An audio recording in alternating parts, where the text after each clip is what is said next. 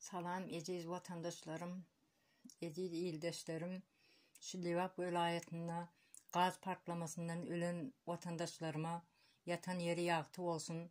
Cai cennette nur içinde yatsın. Diri kalın vatandaşlarıma da Allah acil şifalar versin. Allah kömek etsin sizlere. Katı kıyınandık. Yüreğimiz yandı. Bizim Türkmenistan'ın içinde özök olsun, Türkmen olsun, hemmemiz bir doğunduruz. Bir kıyınçılık çeksek, hemmemiz bile çekiyiz. Bir ağır gün başımıza gelse, hemmemizi bilelikte geliyor.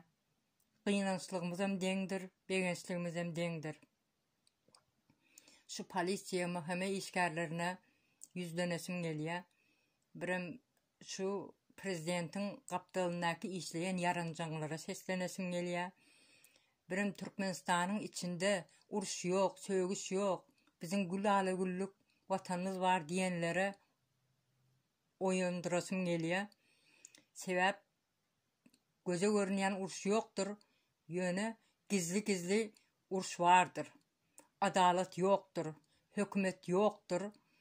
Hükümet bolsa beyle ağır günler bizim başımıza gelmezdi. Livaplı doğumlarımız gaz patlamasından ölmezdi. Çempiyon olacak deyip yarışa giden oğlan diri gidip öldürülüp gelmezdi. Mühime işgərler, siz kimi koruyorsunuz? Kimin tarafındasınız? Halkın başına gelecek felaketi siz korumalısınız. Siz yönü halkı koranız, elinizden gelen edip halkı eziyeniz. Bir atızın içine qaraltı koysan, qargadan, kuştan ekinleri qaraltı koruyor. Siz yönü qaralttıkça yeriniz yok. Siz aylık alan vaktiniz utanmayanız mı? Haram aylık alıyorsunuz, haram pul alıyorsunuz, polisiye işgərleri. Yoldan geçip barayan bir vatandaşın üstüne töhmet atmak için onu sadece emniyete varıp bir zade kol çekmeli, şayatlık etmeli deyip aldap götüründü.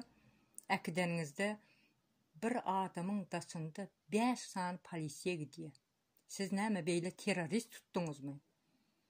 Siz beyle pörküldeşip gırza boyadık gelip olup gezmeni halkın ağlan günde ağlap begenin günde begenseniz silahınız yukarıda olurdu.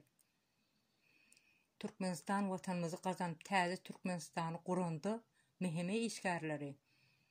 Kurbanulun yanındaki yarancağları siz näme cevap vereceksiniz?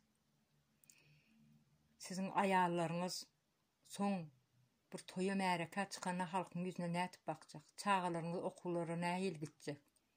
Onların nəil avrayının yeri düşeceği var da siz bir düşündünüz mü? Önkü halkı ezip geçen Kurbanulun yarancağlar deyip yüzünüze tükürülecek. Bunlar var da düşündünüz mü? Aziz vatandaşlarım, gözünüzü açın. Türkmenistan'da hükümet yok, adalet yok. Mühime işgərleri özünün ecibisi için icize qanim. Türkmen halkının öyünde pistolet ya tüpen var mı? Yok. Siz gücünüze büyüsönüyorsunuz. Bir zat bolsa der türme salmalı o yerde 15 sanak sümüklü polisiye olup depmeli, urmalı, toka tutmalı, etmedik işlerin boyun aldırmalı. Beyle ecize ganimsiniz. Türkmen halkının öyünde näme var? Sadece unuş kesen bir aş bıçak var. Bolanı başka zat yok. Sonuç için bir adamın başına 5 olup topluyorsunuz. Utanın, ayıp, namus edin. Yine men erkek deyip gepliyorsunuz da, nireniz erkek sizin? O siz erkek deyip yürün zadınızı dine tuvalette ullanı biliyorsunuz. Başka erkeklik yok sizde namusam yok. Türkmen halkım oyunun, siz hükümede ya da mühime, polisiye korkmağım, onlara inanmağım. Onun için yetim çağı öz göbeğini öz keser diyorlar. Şoň üçin biz özümüz ayağa kalalım, gözümüzü açalım, birbirimize hoşsar çıkalım, birbirimize kömek edelim. Bir öýde cenaza bolsa toý etmän düşünmäliň, cenazada dik duralýň. Begeniň günümizde begenip, gynanyň günümizde gynanalyň. Ya bu lewaply, ya bu marly. Bu iki diktator geldi, welayatlary aýry-aýry aýyrmana başlady, millet aýyrmana başlady. Bir wagt biz beýle zatlary bilmeýedik, bilemzokdyk. Yugoş bir-birimize düşman etip başlady. Şoň üçin biz düşman bolmalyň, bir-birimize dost bolalyň, dogan bolalyň. Şu wagt lewapdaky doganlarymyz nähili kyn günde. Olaryň näçe san adam öldü. 38-39 diye belki ondan köpdir. Ýöne belki de az aýdylýar. Gurbanguly Berdimuhammedow awazyda tirek çekip keyip etip ýatyr. O siziň aglan günüňizde aglamaýa, gülen günüňizde gülmeýä. Gülen günüňize kan çaýkamaga düşünýär. Şoň üçin biz özümiz agzberdigimizi saklalyň, watanymyzy gazanalyň. Oýanmadyklar, oýanyň. Ay siz gazany bersinler, hani bizem soňuna görersiz diýen sözü aýyralyň bir tarapa, ony ýatdan çykaralyň. Haçan urşup almalymy, söwüşip almalymy, men taýar diýip bir adım öňe çykalyň. Ayal erkek diýmäliň, watan biziň watanymyz elden gidýär bolmasa. Türkmenistan bütün dünýä iki diktator maskara etip boldy.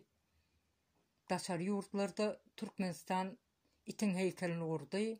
Zengin döwletiň aç halky şeýle dip ýüzlenýär, şeýle düşünýär.